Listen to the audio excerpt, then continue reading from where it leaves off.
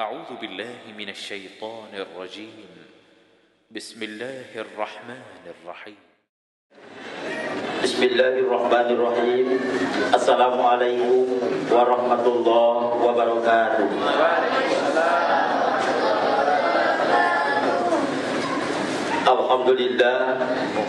الحمد لله الذي علم القرآن خلق الإنسان علمه البيان سبحانك لا علم لنا إلا ما علمتنا إنك أنت العليم الحكيم أشهد أن لا إله إلا الله وحده لا شريك له وأشهد أن محمدا عبده ورسوله لا نبي بعده اللهم صل وسلم على سيد المرسلين وعلى آله وأصحابه بإحسان إلى يوم الدين وقال الله تعالى في كتابه الكريم أعوذ بالله من الشيطان الرجيم اليوم أكملت لكم دينكم وأتممت عليكم نعمتي ورضيت لكم الإسلام دينا وقال رسول الله صلى الله عليه وسلم كل أمتي يدخلون الجنة الحديث.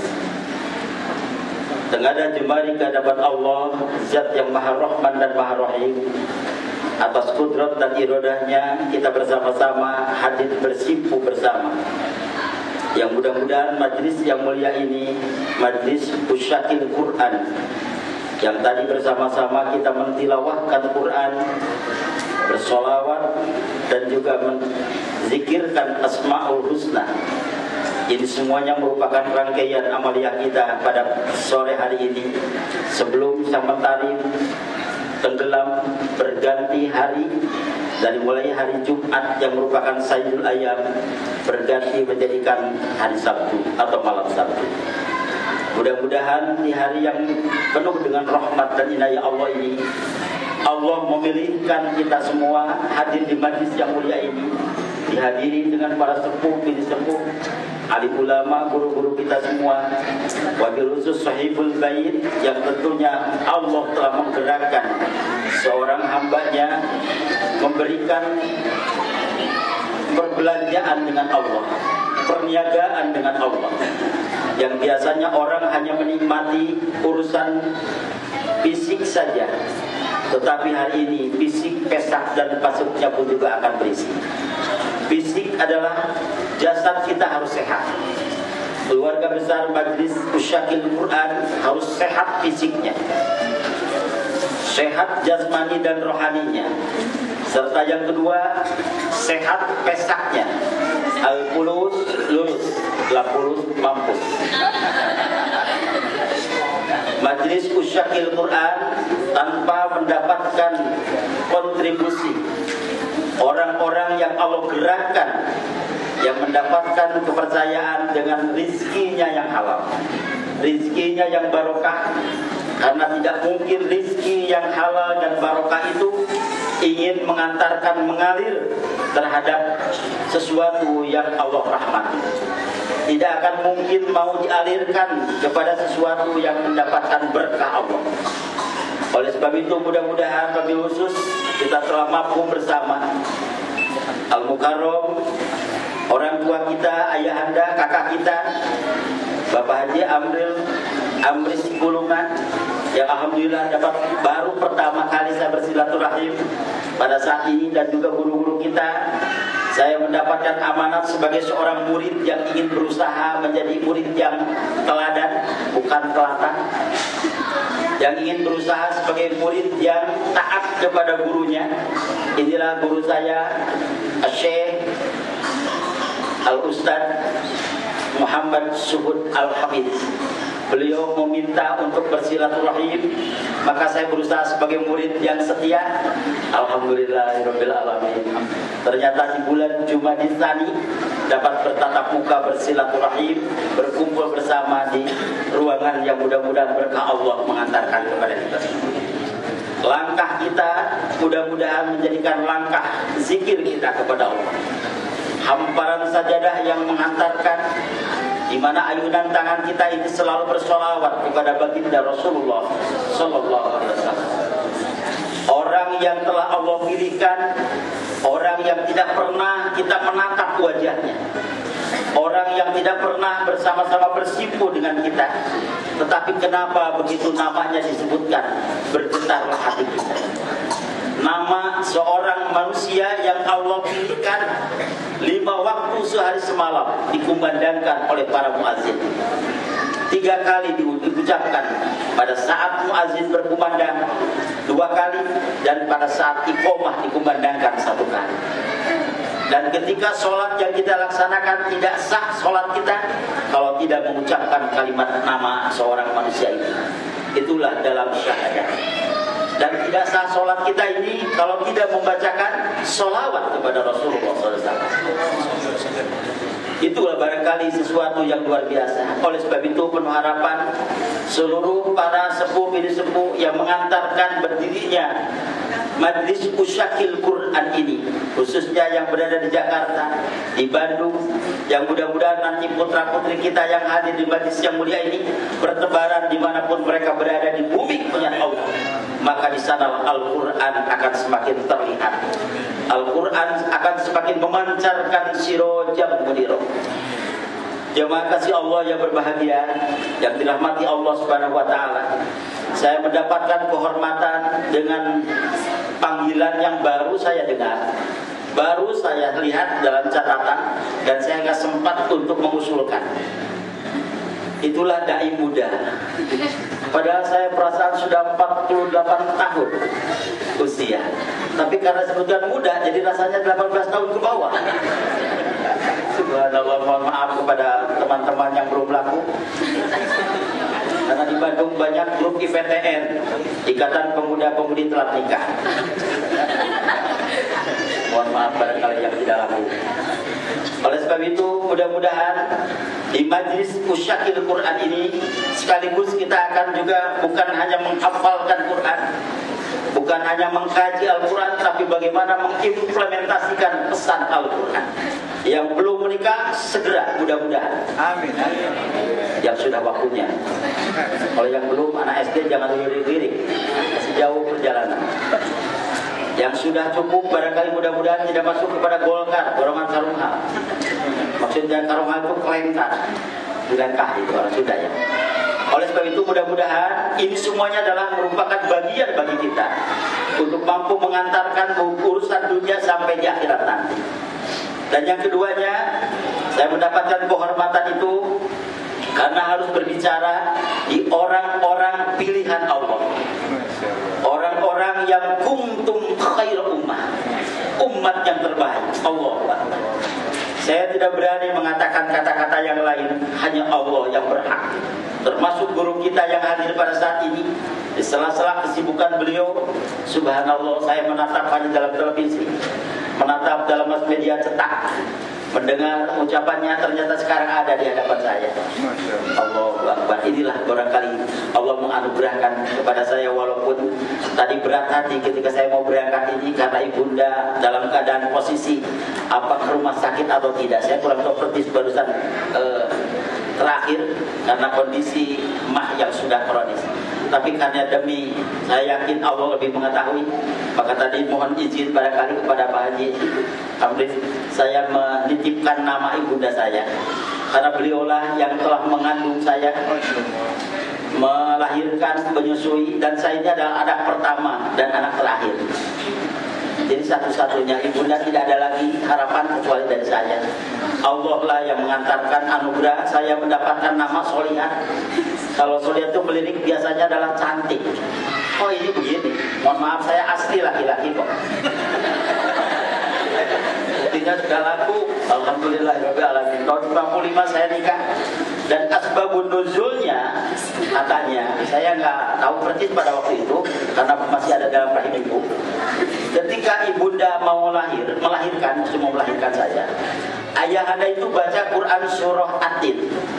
Itulah barangkali sesuatu surah yang menjadikan favorit bagi ayah saya. Atau memang belum hafal lagi yang lain. Mohon maaf buat Allah, beliau sudah wafat. Dialah yang mengislamkan saya. Dia membacakan surah At-Tin, illal ladzina amanu wa amilus sholihat. Sholihat katanya. Jadi nggak dilirik dulu laki dan perempuannya. Tak peduli, pokoknya sholihat jadi. Aduh, untunglah tidak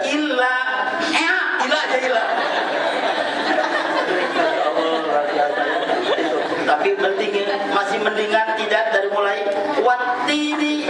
Ya watini aja watini. Dia jelas perempuannya. Ini solihat, maka orang memandang saya itu ada perempuan. Saya laki-laki, laris kok. Ketika tahun 90-an dan beres 92 saya kuliah S1, ternyata yang melamar 39 orang. Allah, wajah kayak gini lagi. Subhanallah, apalagi Anda yang ganteng-ganteng ini. Subhanallah. Walaupun tidak sedikit yang belum ada. Ini, tetapi kenapa 39 tidak ada yang terpilih dan musyakil Quran itu belum ketemu? Kalau sudah ketemu saya kurang tahu persis pada waktu itu. Nah, dipertemukan oleh Allah pas tepat pada tanggal 1 Muharram ketika saya berdiskusi di MUI Kota Bandung.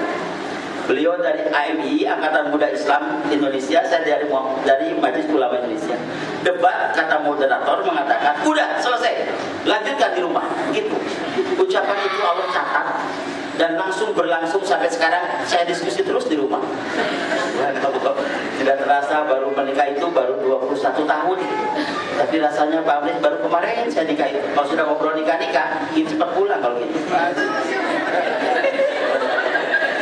Jadi barangkali anugerah dari Allah, doa dari semuanya orang-orang soleh, sehingga itulah saya diberikan nama Solihat dan sampai sekarang tidak mau dirubah lagi, karena itulah menetapkan sesuatu dan alhamdulillah Allah memberikan kepercayaan amanah. Saya harus berhadapan dengan para calon bidan.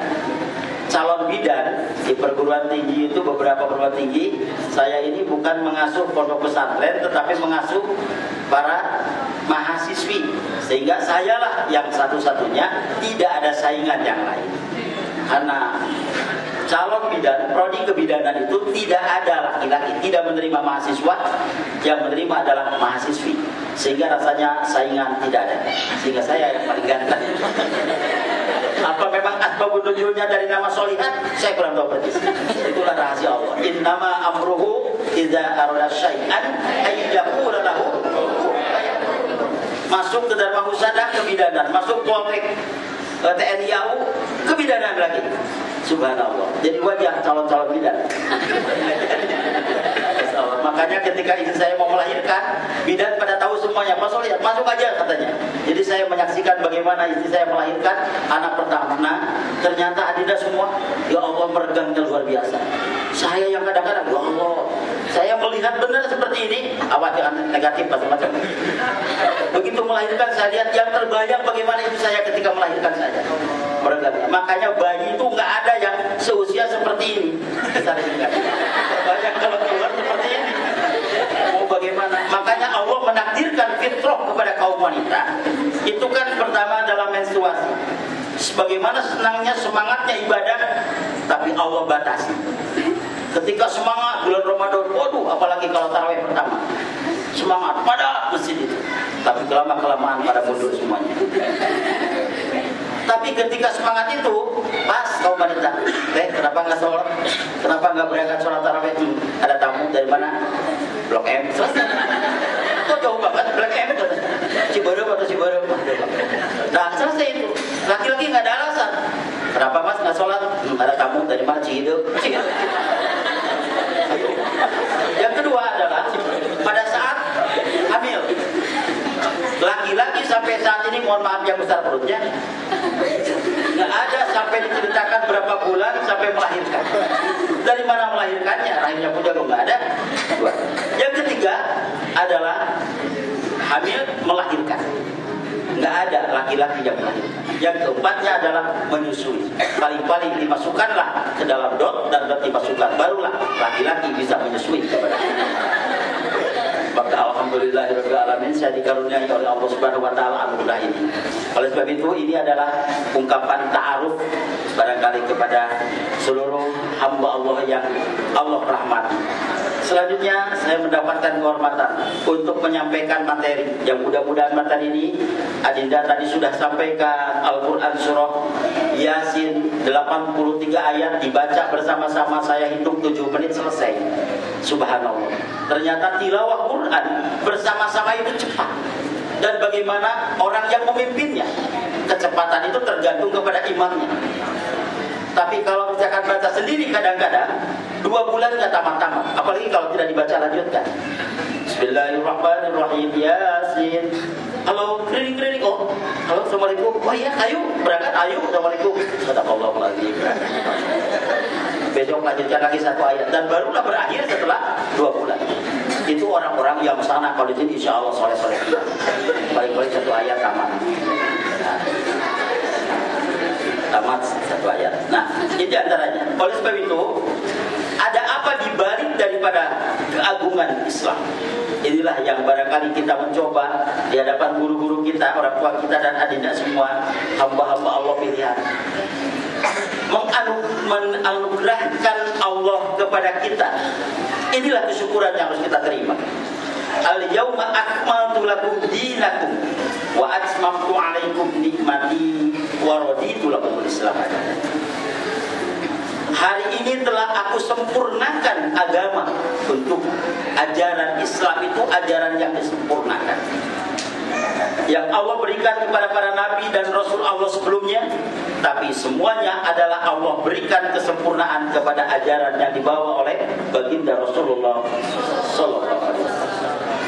Inilah ajaran Islam sempurna, dari mulai hal yang kecil, urusan toilet, urusan dapur, urusan pasar, urusan negara, urusan pribadi, itu semuanya mengaturnya.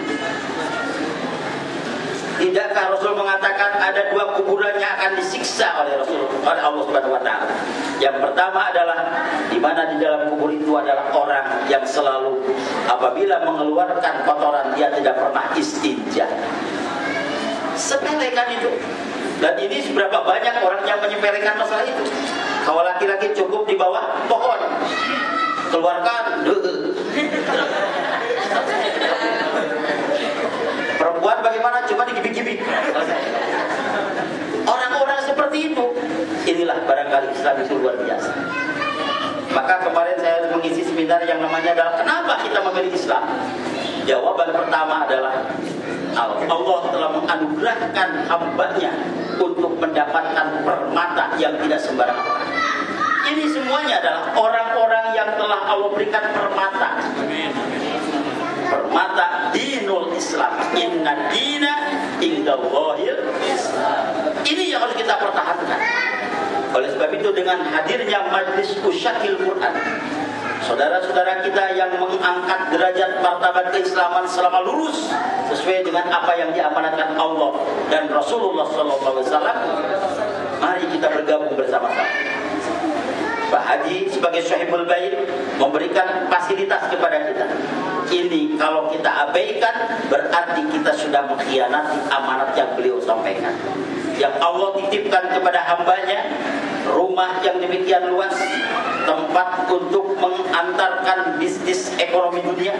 Sekarang bisnisnya dengan Allah langsung. Bukan hanya urusan-urusan duniawi, tapi Allah tambah dengan urusan ukhrawi. Bukankah ini adalah perniagaan yang sangat hebat? Kalau dikontrakan, disewakan berapa miliar? Kalau dijual berapa miliar? Tapi habislah. Saya ini habis.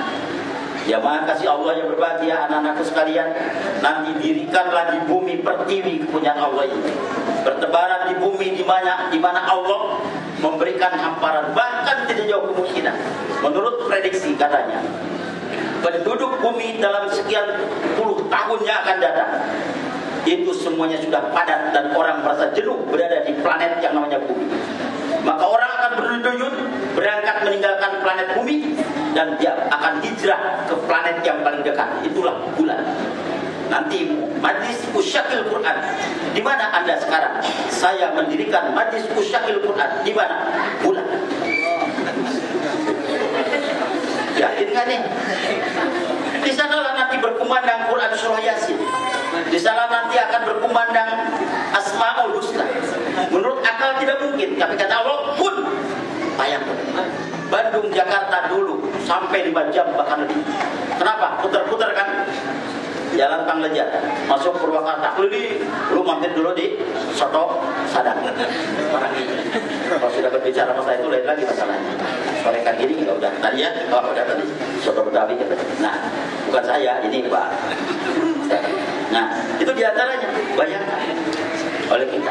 Sekarang 2 jam, bahkan 1 jam 15 menit pakai pesawat dari Bandung. Halim Perdana Kusuma atau ke Soekarno-Hatta. Hanya persoalan dari bandara ke sininya itu yang macet. Jadi pakai bagaimana? Nah, tuntutan bagi kita, mudah-mudahan guru kita, komunitas kaum muslimin yang mengagungkan kalimat Allah harus memiliki helikopter. Ustaz, tunggu di sini, siap. Jadi bangunan ini, Pak Syekh, nanti itu harus ada tempat berlandasnya helikopter. Amin, amin, amin. Allahu Akbar. Takbir kita getaran hati nurani. Bukan semata-mata takbir seperti orang yang mau demo. Allahu Akbar, Allahu Akbar. Ketaburan ya. Allahu Akbar, Allahu Akbar. Hansip bingung. Sami Allahu liman. Bingung kan, ini Islam, ini Muslim, bingung juga. Ya udah, akhirnya sami Allahu liman hamidah. Assalamualaikum, assalamualaikum. Salaman damai. Tapi nggak begitu. Ya Allah, ini sering mengantarkan tugas tanggung jawab amar ma'ruf nahi munkar. Menetapkan yang hak itu adalah hak, yang batil adalah batil. Ini adalah merupakan tatanan Quran. Mari kita kaji. Maka salah satu di antaranya yang saya sampaikan, Al-Quran ini, ajaran Islam keagungan itu adalah ajaran yang sempurna, yang dibawakan oleh baginda Rasulullah SAW itu dari mulai yang kecil sampai urusan-urusan berumah tangga, sampai urusan menata kehidupan masyarakat. Terbayangkan kalau tidak ada orang yang mengajak kepada kebaikan, yang melarang kepada keburukan, termasuk sebagaimana pada zaman jahiliyah, di mana kaum wanita diperjualbelikan, dijadikan hamba sahaya. Dan selanjutnya bagaimana pada waktu itu karena sedikitnya kaum laki-laki, sedikitnya kaum wanita, paling banyak kaum laki-laki. Kalau sekarang saya lihat ternyata paling banyak kaum laki-laki, berarti kiamat masih jauh.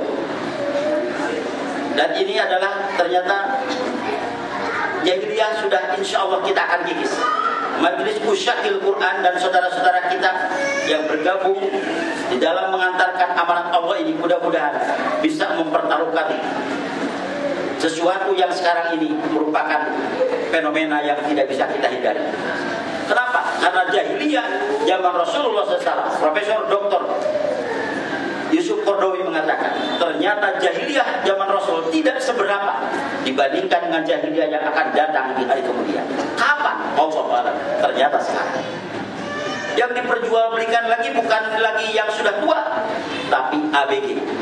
Diperjualbelikan. Allahu Akbar. Taubahnya seperti apa fenomena yang kita lihat? Bukankah itu jahiliyah? Zaman dulu seorang wanita dinikahi oleh 10 orang laki-laki. Kenapa persoalan? Karena laki-laki terlalu banyak, perempuan sedikit. Itulah sabilulungan. Serjak bareng. Gotong royong. Ayo, siap? Ayo. Siapa orang? Nih, 10 orang. Mohon maaf, untuk Pak Haji Abid kalau itu belum ada. Pakai belum ada, semuanya belum ada. 10 orang didata sesuai dengan jadwal. Tidak bentrok. Yang setiap ada sebab pasti ada akibat. Itulah nikah istirok. Istirok itu satu orang perempuan dinikahi 10 orang laki-laki. Satu orang ini. Akhirnya sudah ada sebab pasti ada akibat. Sebab pernikahan menurut mereka pada waktu itu, dan akhirnya ada akibat adalah kehamilan. Ketika hamil 4 bulan ke 7 bulan, maka diundang, para suami, inilah hasil kontribusi Anda.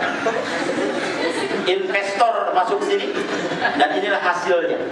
Siapa yang berhak untuk merawat anak ini? Siapa yang mirip anak ini dengan bapaknya? Begitu lahir ternyata nggak ada yang mirip, karena memang adil semuanya. Begitu lahir maka ditunggu sampai dia berasa merangkak. Begitu bisa merangkak, akhirnya siapa yang dirangkul oleh sang anak itu, maka bapak itulah yang bertanggung jawab, yang lainnya bebas. Itu zaman jahiliyah. Ketika itulah Rasul mengangkat kaum wanita, ad-dunya kulluha mata'un wa khairu mata'iha al-mar'ah sholihah. Bukan sholihah, sholihah. Dunia ini perhiasan, sebaik-baik perhiasan adalah wanita sholihah. Ketika belum nikah, menjaga kehormatannya, jaga kehormatan. Karena tidak ada jualan di tukang besi, nggak ada jualan di pasar Senen, pasar Rebo, nggak ada. Itu adalah hasil sesuatu yang Allah anugerahkan. Maka harus digembok kuat, terutama yang sudah 17 tahun ke atas. Sekarang jangankan yang sudah 17 tahun, baru anak SD sudah tahu yang namanya pacaran.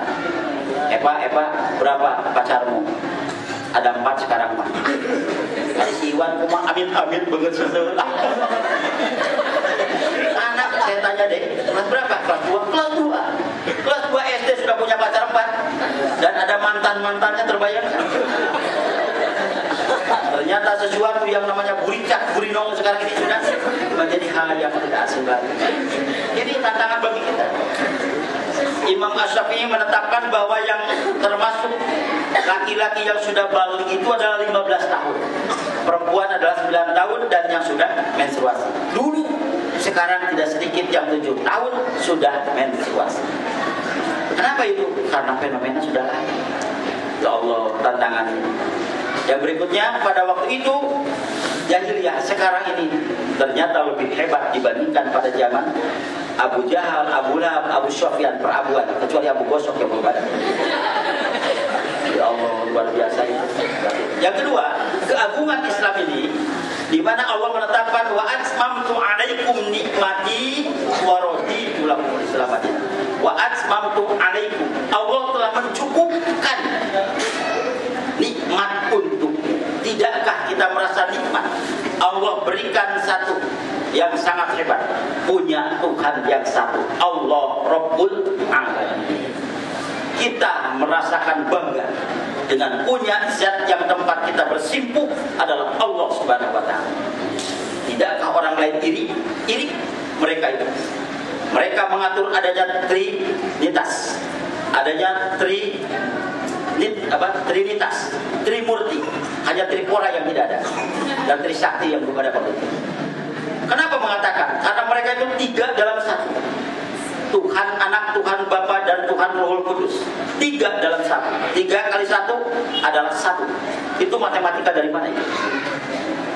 Nggak masuk akal. Ini adalah sesuatu yang ternyata Islam menjawab kul huwallahu ahad. Katakanlah olehmu bahwa Tuhanmu adalah satu, ahad. Kita bersyukur pada Allah Subhanahu wa taala. Ananda yang tadi mentilawakan Quran surah Yasin, hadis Rasulullah SAW dan juga Asmaul Husna bersama-sama, ini adalah merupakan salah satu perwakilan. Belum lagi yang lain, apalagi para seniornya, para asatidnya semuanya. Ya Allah, 83 ayat hafal Quran surah Yasin. Yasin adalah Quran surah favorit dimanapun, kapanpun, situasi apapun. Kenapa? Ketika dikaji memang hebat, luar biasa. Surah itu tidak ada amar dan tidak ada nahi, tidak ada perintah dan tidak ada larangan, melainkan tauhidullah kepada Allah Subhanahu wa taala. Coba kita kaji. Ini menurut para ada ahli hikmah mengatakan surah Yasin itu 83 ayat. 8 dengan 3 berarti 11. Dan surah Yasin itu adalah surah yang ke-36. 3 dengan 6 adalah 9. Kalau 9 dikali 11 berarti 99.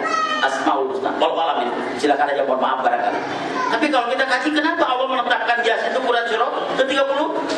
Nah, dan ketika 36, 3 dan 9 ini 3 dan 6 ini adalah 9. Dan 9 adalah surah At-Taubah.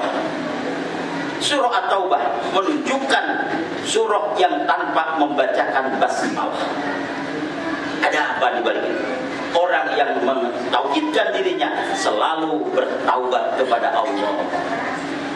Orang yang menjadikan Al-Quran sebagai pegangannya, maka Al-Quran itulah menjadikan asma Allah ada pada dirinya.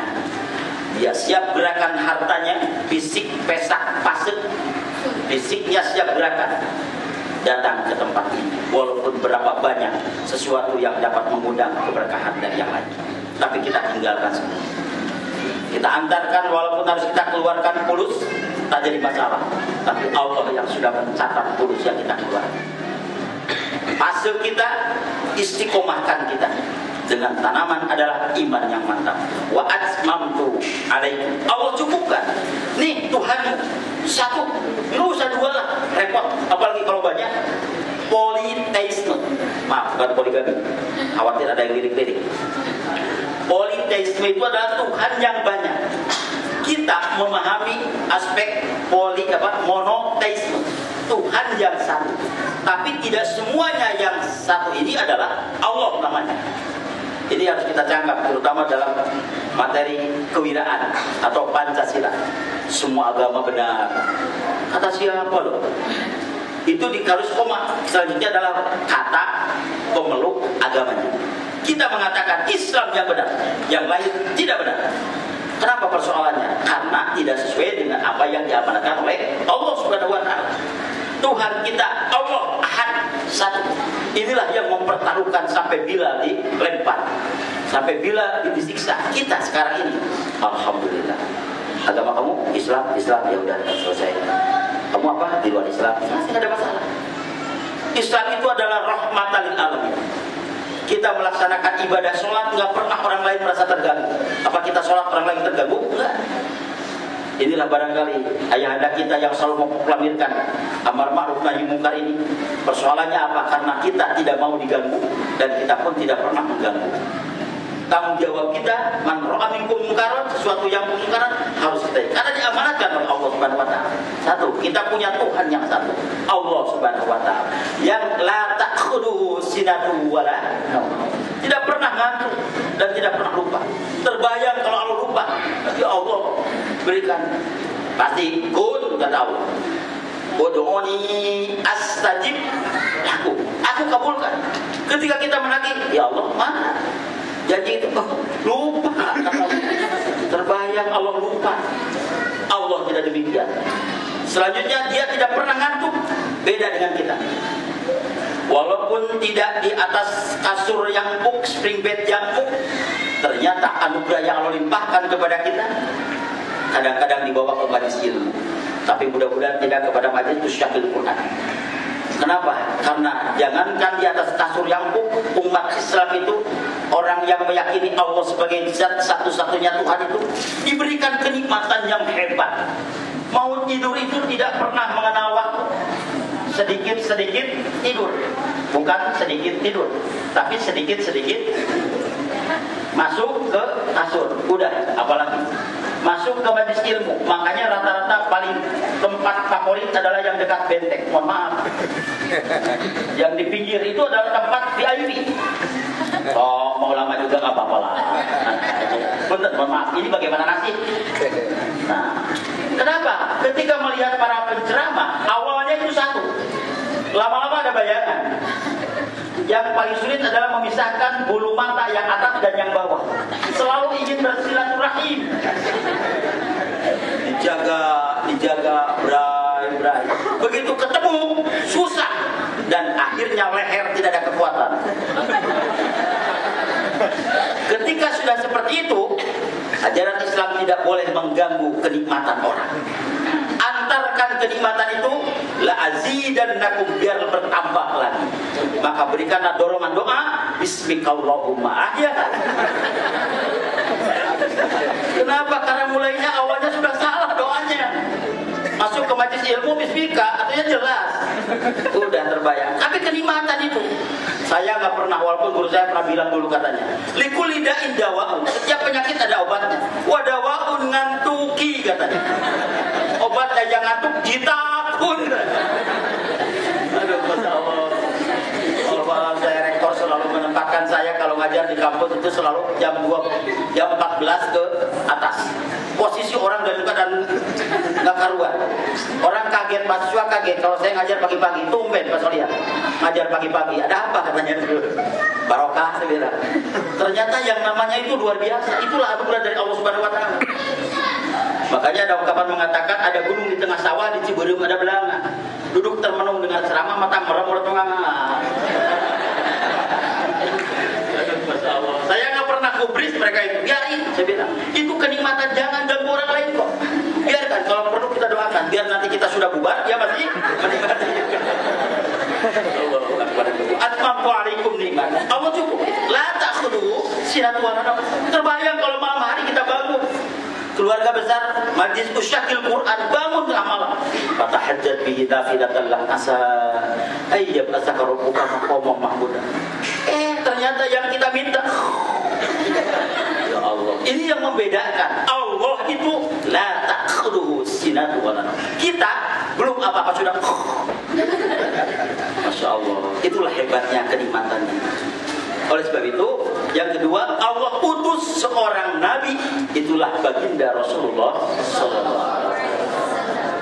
Dialah yang telah mencetuskan semua ajaran yang dibawa oleh para nabi sebelumnya. Kita tidak usah cari-cari lagi Nabi Adam, tidak usah cari lagi mana ajaran Nabi Isa alaihissalam, mana ajaran yang dibawa oleh Nabi Idris alaihissalam. Tidak usah. Quran kita buka.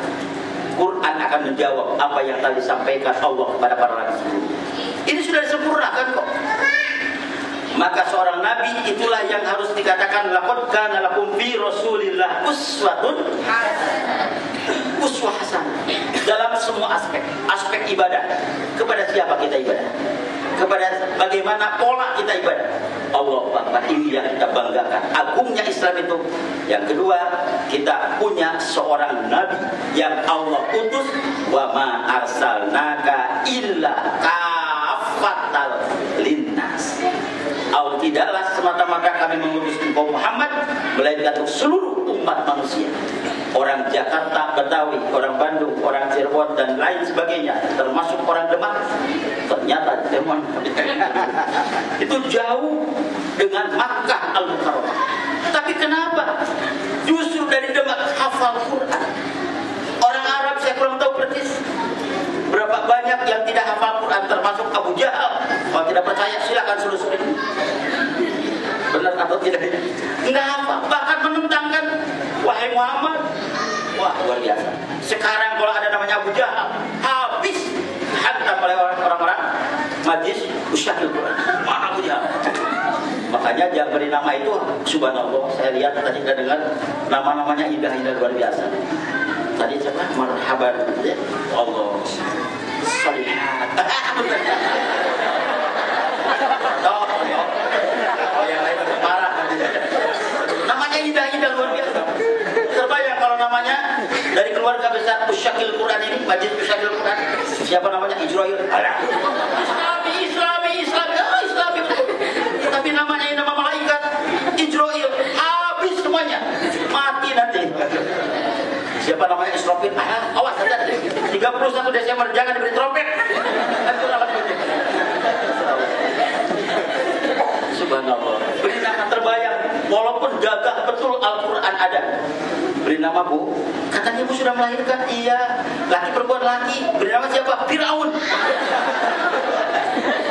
Pembacaan tilawah Quran akan disampaikan oleh Fir'aun. Nah inilah sekaligus menanamkan. Bagaimanapun dalam Al-Quran Rasulullah telah jadi dalam Al-Quran. Ini nama Al-Quran Al-Kafirun. Siapa namanya? Al-Kafirun. Terus adanya siapa yang perempuan? Al-Baqarah. Aduh, Masya Allah. Benar, Al-Quran. Karena memang ini kan Majlis Usyakil Quran. Nama putra-putrinya, cucunya harus nama Al-Quran. Bagus. Pertama, siapa namanya? Al-Fatihah. Yang kedua, Al-Baqarah. Aduh, Masya Allah. Kalau An-Nisa, Al-Ma'idah. Ini siapa namanya? Al-An'am. Al-Ankabut. Mainan Batman. Ya Allah, luar biasa. Dari nama itu mempengaruhi. Tapi mohon maaf barangkali kalau yang tidak sedikit Islaminya Syaiful Bait jangan dosa marah. Ini harus kita syukuri dari Allah Subhanahu wa taala. Saya pun juga walaupun orang mengatakan nggak benar kamu baca nama Solihat itu Solihin. Kenapa? Saya tidak mau ganti karena memang ada pemenujunya lagi. Ketika SD 6 tahun sama-sama teman itu namanya Solihin apa Solihin. Saya Solihat, Solihin, Solihun. Ada itu. 6 tahun pakai ya Allah, Solihin, Solihun, Solihah. Hanya 2-3 orang itu beda-beda. Solihin jarang masuk kuliah, jarang masuk sekolah. Solihun tidak pernah mengerjakan tugas. Solihat bager. Aduh, Allahu Akbar. Nah, itu bedanya. Maka nama itu kita tanamkan yang baik. Sekarang indah-indah namanya. Tadi yang baca hadis namanya juga indah. Ini kenapa? Karena pemahaman Islam sudah masuk. Wa atmamtu alaikum nikmati. Allah cukupkan. Nabimu adalah Muhammad Rasulullah SAW.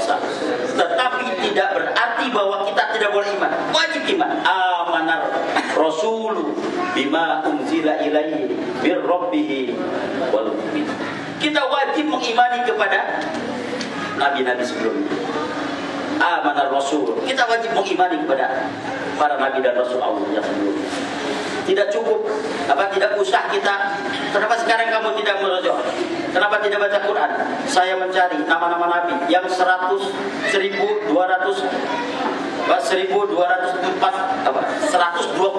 nabi. Sampai tidak masuk kaji Quran, hafal Quran, mencari nama-nama, masuk ke pasar Senen, Tanah Abang, segala macam, ke lubang buaya, kaninya, habis semuanya. Nggak perlu, cukup imani 25. 25 yang paling ini adalah baginda Rasulullah SAW. Yang selanjutnya apa? Allah menganugerahkan kepada baginda Rasulullah SAW ini adalah tempat ibadah yang sama. Itulah masjid. Maka Rasul mengatakan, wa rajulun qalbuhu mu'allaqun bil masajid. Siapa orang yang akan mendapatkan naungan nanti di akhirat yang tidak ada naungan? Salah satu di antara adalah orang yang selalu cinta ke masjid. Bukankah ini jadi masjid? Tadi sholat berjamaah, sholat asar, sholat asar, kita melaksanakan sholat, bertilawah Quran lebih daripada masjid yang terbayang berapa banyak masjid yang dibangun, tapi yang hadir cuma kakek-kakek 2 orang. No azan dia, no qomat dia, imam dia, makmum dia. Korongan ya Allah.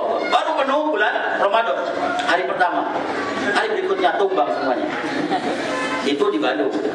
Yang sedikit, kalau yang banyak ya lebih daripada itu. Tidak ada sama sekali. Nah, masjid tempat ibadah. Allah cukupkan nikmat, yakni ibadah kepada Allah, Allah persamakan. Bukankah dengan sholat itulah Allah samakan? Diawali dengan takbiratul ihram, Allahu Akbar, ternyata semuanya sama. Datang kita ke berbagai negeri, ternyata sama. Beraneka ragam suku bangsa, warna kulit, bahasa yang berbeda, ternyata semuanya sama. Allahu Akbar. Di Makkah Al-Mukarramah, Madinah Al-Munawwarah. Insyaallah mudah-mudahan anak-anakku sekalian, kakak-kakak, sahabat-sahabat, guru-guru kita semua yang sudah berangkat melaksanakan ibadah kita umroh, Allah tetapkan, Allah tingkatkan kualitas kemakburan, makbulahnya haji dan umrohnya. Yang belum, ananda, saya minta kepada Allah mudah-mudahan sore hari ini jangan dulu Allah wafatkan kepada anda sebelum dapat menginjakkan kakinya di kota Makkah dan di Madinah. Ini semuanya nanti satu kloter bersama-sama. Biarlah untuk sementara di rumah ini kosong. Kenapa? Pada kemana di pengajian pada nggak ada? Umroh. Bunda, ayah anda semuanya yang belum berangkat, insya Allah mudah-mudahan bisa berangkat. Dari mana? Allah kok yang atur. Goniyun anil Allah kaya, bisa mengundang berulang kali hambanya. Sekaligus ini dalam tahadus binimah Pak Kiai semuanya. Mohon izin barangkali baru saya kemarin baru pulang 3 minggu yang lalu. Dari tanggal 30 saya sudah kata lagi. Allah, padahal ibu saya tidak punya apa-apa. Al-Quran hafal cuma awal dan akhirnya saja. Tengah-tengah separuh hafal, separuh enggak. Kadang-kadang suka senyum-senyum nih guru saya nih. Tapi itulah barangkali yang namanya solihan. Beda dengan anda semua. Alhamdulillah anda sudah hafal semuanya. Surat At-Tin sudah hafal. Kadang-kadang suka tubruk dengan surat Al-Asr. Nah, selanjutnya bagaimana? Mudah-mudahan. Dan konon kabarnya sekarang ini kan perjalanan demikian cepat. Dari Bandara Soekarno-Hatta ini bagi orang DKI, nanti Kota Bandung punya sendiri bandaranya. Nggak iri nanti. Kalau sudah selesai nanti di bandara di Majalengka, insya Allah. Tapi kurang tahu persis kapan selesai. Nah, sekarang belum tuntas-tuntas juga. Selanjutnya pesawat dari sini kan berangkat sekarang berapa? 9 jam. Bandara Soekarno-Hatta langsung ke Madinah 9 jam. Dulu orang tua kita berangkat 3 bulan, pulang 3 bulan pakai kapal laut. 1 semester anak mahasiswa sudah selesai UTS puas, remedial sudah selesai baru datang. Sampai para istri lupa mana suaminya. Mana bapak? Ini bapak. Oh ini suami saya. Kok jadi berewak begini? Apa? Kok jadi begini? Itu jadi lupa. Bayangkan 6 bulan gak ketemu, nggak ada WA-WA-an dulu. Kalau sekarang ada WA. Sekarang kan orang selfie, udah di depan Ka'bah, bayangkan.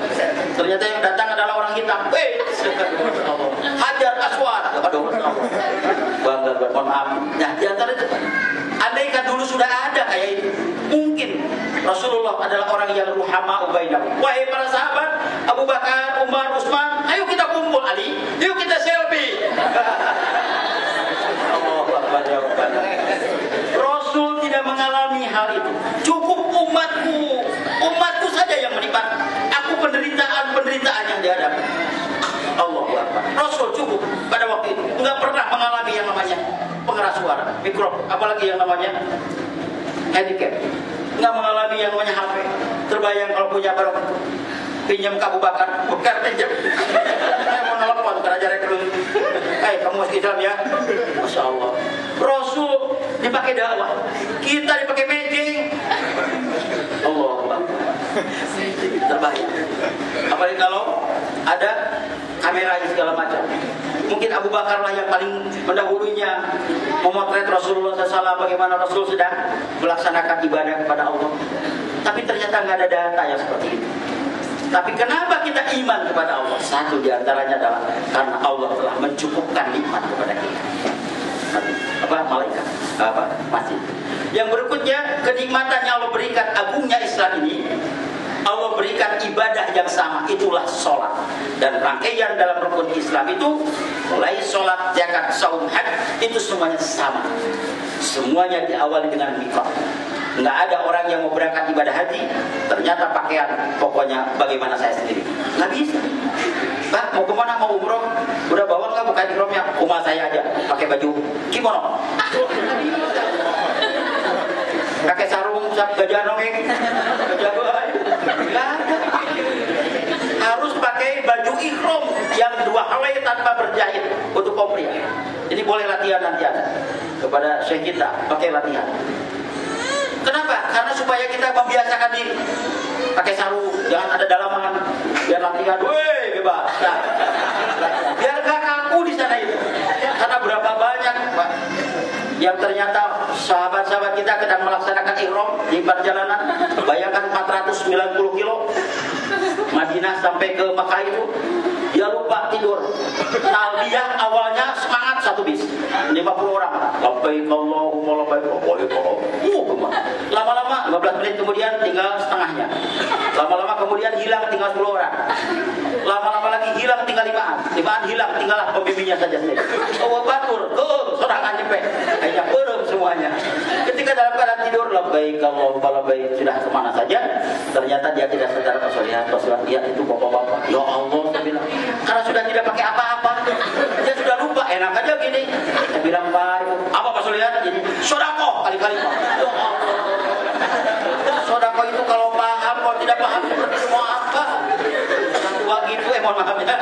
Aduh, nih, itu disamakan oleh Allah, pakaiannya, gerakannya. Tawaf itu disamakan, mengeningkan. Terbayang kalau ada orang yang dari Indonesia, dari Majlis Usyakil Quran, pokoknya reaktualisasi sekarang. Pokoknya tawaf muternya balik ke, bukan ke sini, tapi dari sini ke sini. Bukan yang lain. Subhanallah. Makanya ini ada guru saya bilang, katanya kalau yang membedakan orang yang sudah berangkat haji dan umroh, kalau menginikan air itu harus seperti arah tawaf katanya. Jadi bukan ke sini Bu, ke sini. Tapi agak beliputan juga ya.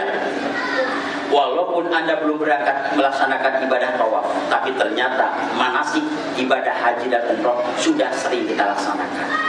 Di supermarket. Muter. Berapa putaran? Kilo.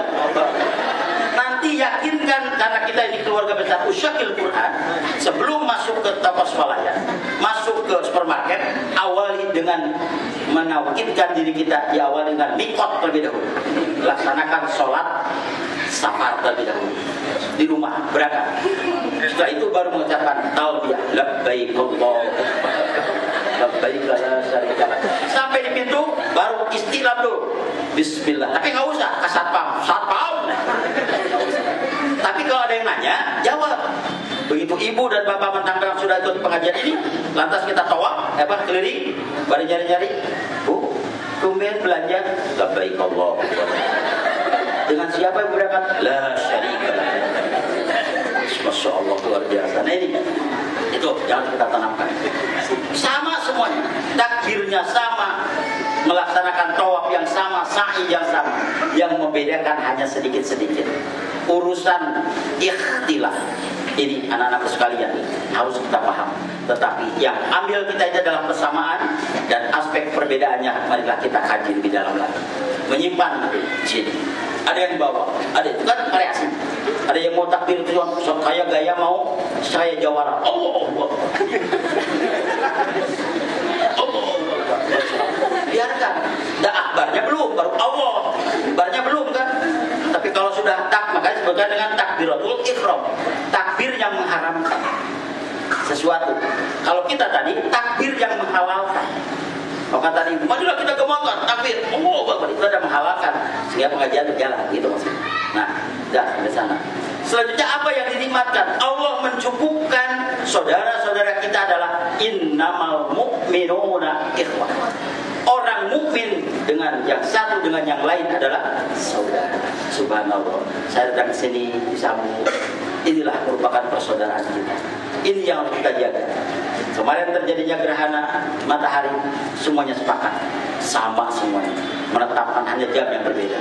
Tetapi ini persoalan, kenapa menetapkan satu Syawal dan satu Ramadan selalu berbeda? Ramadan punya Allah, Syawal punya Allah. Tapi kenapa berbeda? Ini yang kita jadikan khawatir. Bukankah gerhana matahari kemarin itu adalah merupakan tazkirah, peringatan baik para alim ulama? Ali Falak, Ali Hisab, Ali Hisab, bukan Ali Hisab. Para ahli astronomi tetapkan dong yang sama. Menteri Agama mohon tetapkan. Kalau Menteri Agamanya guru kita, saya yakin akan menyamakan. Pokoknya yang berbeda sudah samakan kita. Wa'tasimu bihablillahi jami'a wala tafarraqu. Kita ingin bersatu. Awal sama ujung yang berbeda. Ujung sama awal yang berbeda. Ini bingung juga bagi kita ini. Kasihan kepada saudara-saudara kita yang lain. Sampai satu keluarga, jangankan satu RW, satu RT, saya sering putar itu. Bentar lagi kita masuk Ramadan ini. Istri dan suami yang berbeda, istrinya berpegang teguh. Pokoknya papa, mama Idul Fitri hari ini. Dia berangkat melaksanakan sholat Idul Fitri. Papahnya, suaminya, enggak, mama, papa, besok, kata suaminya. Berangkatlah istrinya dengan anaknya yang perempuan. Pulangnya langsung bersimpuh, Pak, maafkan mama, taqabbalallahu minna. Baru sampai di sana, suaminya sadis, kepalanya putar. Belum, besok, papa. Ini pernah kejadian.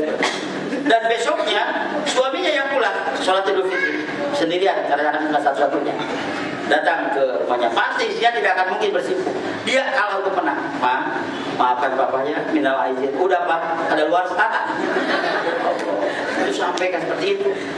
Nah ini barangkali, kenapa Idul Fitri dan Idul menetapkan Ramadan selalu berbeda? Ini lebaran tafakur kita semua. Selanjutnya Allah menyatakan itu, wa raditu lakumul Islam madinah. Aku telah relakan, ridhokan, ikhlaskan Islam sebagai agama. Allahu Akbar. Ini yang mengantarkan kita ini agungnya Islam kita disambut untuk keagungan pada diri kita. Dan akhirnya kenapa saya tambahkan indahnya Al-Quran. Al-Quran siapapun yang baca, anak kecil baca, haru bagi kita. Orang tua yang membaca, rasa haru kita timbul. Hormat kita kepada orang tua. Subhanallah. Oleh sebab itu, majlis yang mulia ini mudah-mudahan Allah Subhanahu wa taala antarkan yang terbaik. Tadi saya antarkan, kalaulah perjalanan ibadah haji dan umroh sekarang ini sudah 9 jam, saya yakin sudah demikian cepat. 9 hari, nggak usah lama-lama lah. 9 hari pulang. Kalau tidak bisa semuanya, kita paru-paru Pak Haji. Barangkali nanti siapa dulu yang sudah hafal Quran 30 juz, itulah diberangkatkan. Dari mana rezekinya? Allah yang mengatur. Insyaallah. Wa yarzuqhu min haitsu la yahtasib. Insyaallah. Dan kalau memang tidak bisa untuk saat-saat ini, tahun 2016 tidak bisa, Ustaz. Kalau tidak bisa nggak apa-apa, tunggu saja. Menurut prediksi sekarang sedang dirancang satu pesawat yang lebih cepat lagi. Bukan 9 jam tapi 15 menit. 4 jam. Bandara Soekarno-Hatta sampai ke Bandara Madinah ataupun ke Abdul Aziz Jeddah. 15 menit bayangkan. Berangkat. 15 menit kemudian ini. 15 menit. Itu sudah dirancang pesawat. Tapi baru dirancang dan selesai prediksi adalah tahun 2500. Kalau mau nunggu silakan nanti. Ini dalam rangka fastabiqul khairat ya. Mudah-mudahan Anda semua orang-orang yang tilawah Quran, yang hafal Quran, Allah itu lebih tahu. Dasari hafal Quran kita ini adalah dengan mukhlisina lahuddin. Itu yang kita tanamkan. Saya masih nikmat untuk berbicara. Guru saya memberikan isyarat kasihan ke Bandung. Itulah selalu beliau berkasih sayang kepada saya. Maka janganlah terlalu panjang, karena tidak akan mungkin cukup semuanya. Dan sudah lelah cukup, alhamdulillah. Dan air belum sempat saya minum, walaupun tadi sudah berapa botol habis, dan saya belum sempat ya. Tapi saya kalau minum sendirian saya kasihan kepada Anda semua yang jadi khawatirnya adalah fardu kifayah. Cukup saya yang menanggulangi dan Anda pun mendapatkan pahala. Barangkali itu yang dapat saya sampaikan. Mohon maaf yang sebesar-besarnya. Mudah-mudahan Allah Subhanahu wa taala mengantarkan kita dalam orang-orang yang Raufur Rahim. Ila bisabillah. Wassalamualaikum warahmatullahi wabarakatuh. Kami aturkan jazakumullah khairan katsira. Mudah-mudahan apa yang beliau sampaikan ya Allah jadikan ilmu yang manfaat, barakah, maslahah fid dini wad dunya wal akhirah. Amin ya rabbal alamin. Selanjutnya yaitu sepatah dua patah kata yang hal ini akan disampaikan oleh pembina Madrasatul Quran yang akan langsung disampaikan oleh Ahidul Karim Al-Ustaz Al-Hafidh Muhammad Syuhud. Waktu dan tempat kami persilahkan. Allahumma shalli ala Muhammad. Assalamualaikum warahmatullahi wabarakatuh. Alhamdulillahirabbil alamin wa bihi nasta'inu ala umuri dunya waddin. Allahumma shalli wa sallim wa barik ala sayyidina Muhammadin wa ala alihi wa ashabihi wa man tabi'ahum bi ihsan ila yaumiddin. Rabbi shrah li sadri wa yassir li amri wa hlul 'uqdatam min lisani yafqahu qawli. Amma ba'du. Yang mulia ayahanda tercinta, orang tua kita, ayahanda Haji Agus Bolongan beserta ibunda bersama keluarga, mudah-mudahan Allah menyehatkan beliau. Amin. Ustaz Kiai Haji Sobri, alhamdulillah beliau juga hadir bersama-sama kita. Ustaz Solihat yang telah memberikan nasihat kepada kita semua. Alhamdulillah Pak Haji Arto, Ustaz Hermawan, dan banyak Ustaz yang lain tidak bisa saya sebut semuanya. Mudah-mudahan Allah mengkaruniakan kesehatan kepada guru-guru kita semua. Amin. Bapak Ibu sekalian yang dirahmati Allah, kita tentu senang melihat perkembangan dari anak-anak kita yang terus mereka berjuang menghafalkan Al-Quran. Mereka berjuang keras bagaimana Al-Quran menjadi miliknya, menjadi amaliyahnya, menjadi kesibukannya. Dan itu pengorbanannya betul-betul sangat luar biasa. Kita sebagai orang tua tentu berharap besar dan kita terus mendoakan kepada anak-anak kita. Kita terus doakan anak-anak kita dengan sering mengirimkan doa setelah sholat, setelah kita qiyamul lail, agar anak-anak kita ini betul-betul membawa kemuliaan bagi dirinya maupun bagi kedua orang. Bahkan waktunya pun seringkali tidak mau terlepas dengan Al-Quran. Maka perjuangan itulah yang harus kita support dari sisi manapun. Tidak cukup kita hanya mendoakan, akan tetapi kita terus motivasi, terus berikan semangat. Alhamdulillah, kita sama-sama berbagi, sama-sama berjuang, sama-sama berbagi tugas untuk terselenggaranya program Tahfidzul Quran 30 juz khususnya di Ma'hadus Syarhul Quran. Ada dari An-Nur, Masya Allah, anak-anak Ustaz Sobri, Al-Mukhlisin, dari Padang Lawas. Mereka hijrah untuk menghafalkan Al-Quran. Semangat yang tinggi untuk bisa menyelesaikan hafalannya 30 juz. Bahkan tidak hanya menyelesaikan hafalan 30 juz, cita-citanya masih panjang, yaitu bisa memahami Al-Quran, bahkan sampai kemudian tafsir dan bahasa Arab, sampai kemudian menjadi para mufassir yang soleh, yang solehah.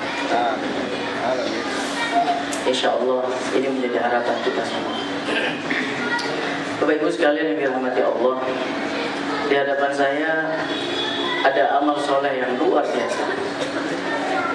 Kalau dilihat barangnya sih sepele, kayak gini aja.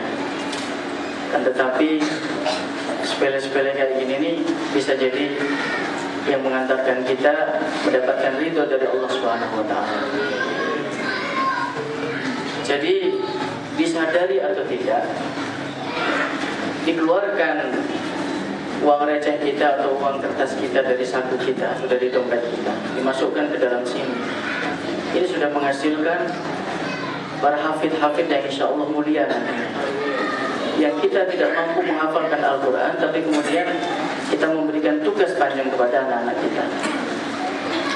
Maka ini salah satu contoh yang diberikan ayah bunda kita, bahwa ini adalah salah satu wasilah yang mengantarkan anak-anak kita bisa menghafalkan Al-Quran 30 juz.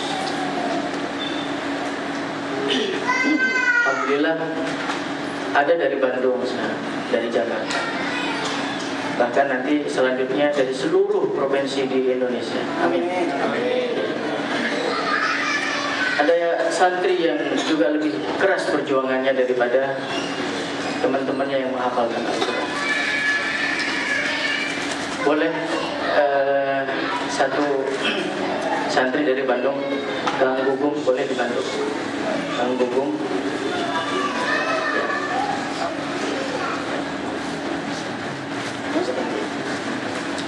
Kang Gugum ini beliau menghafalkan Al-Quran sambil kuliah, bahkan menghafal Qurannya dengan Al-Quran Braille.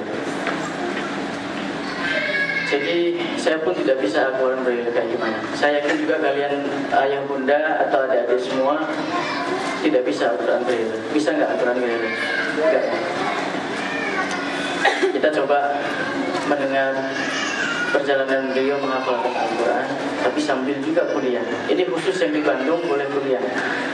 Dan ini salah satu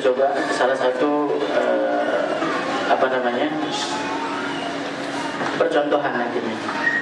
Boleh kan dulu berdiri lagi, bicara dan sampaikan motivasi kepada para hadirin semuanya. Silakan. Perkenalkan nama, sudah berapa lama menghafal? Ya, silakan. Bismillahirrahmanirrahim. Assalamualaikum warahmatullahi wabarakatuh. Waalaikumsalam warahmatullahi wabarakatuh.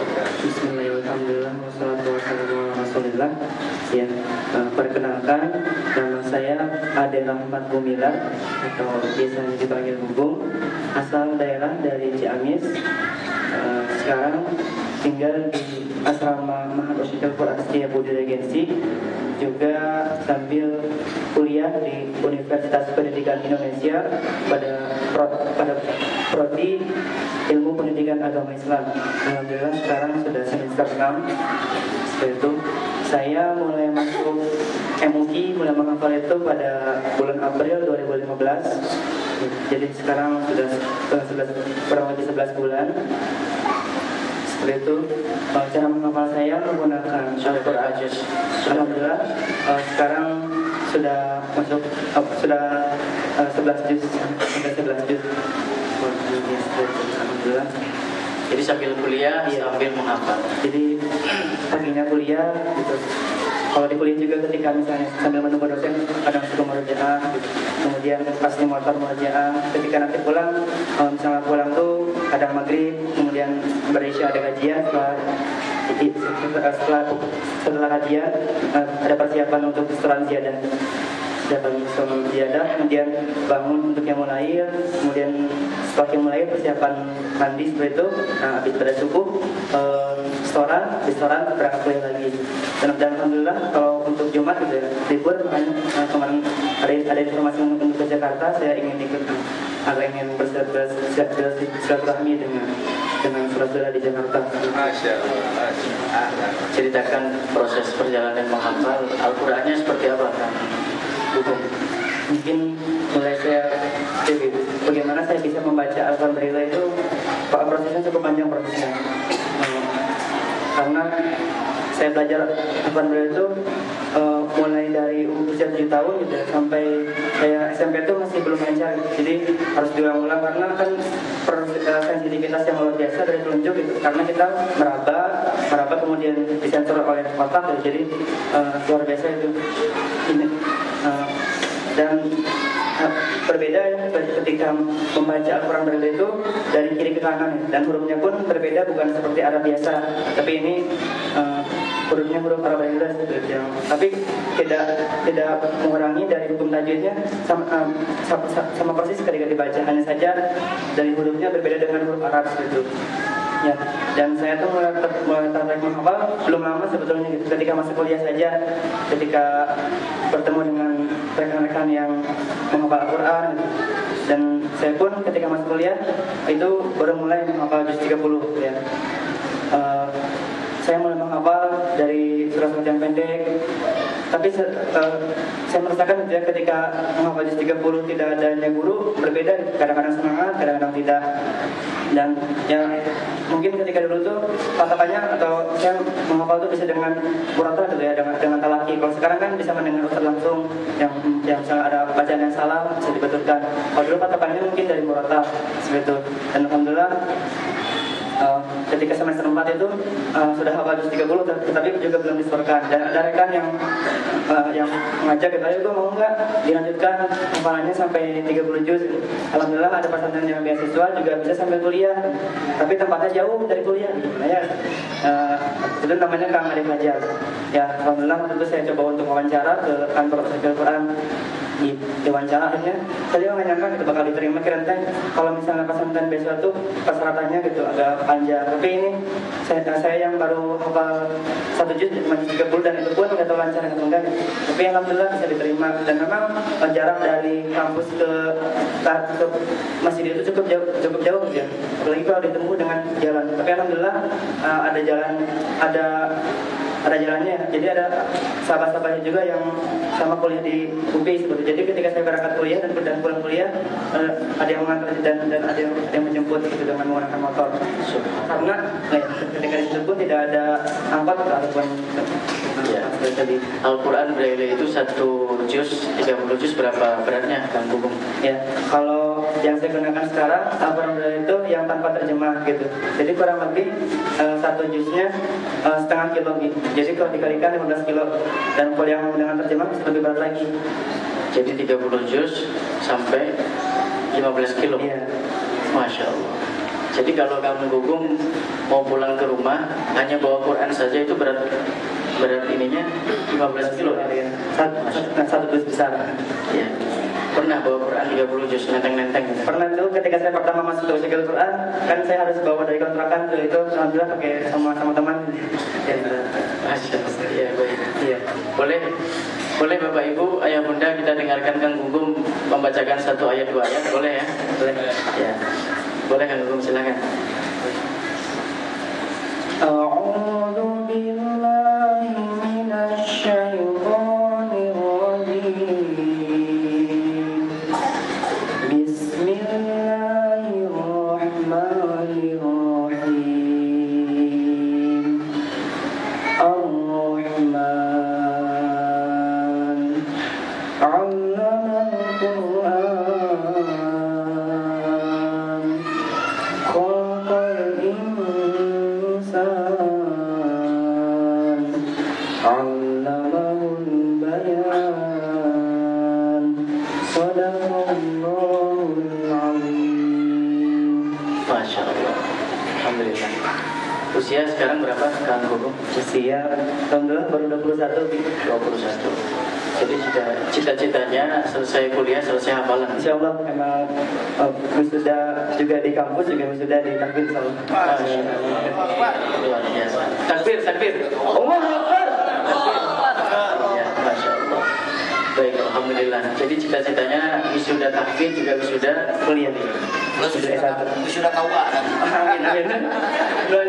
Semoga ada caranya. Ya, plus wisuda KUA.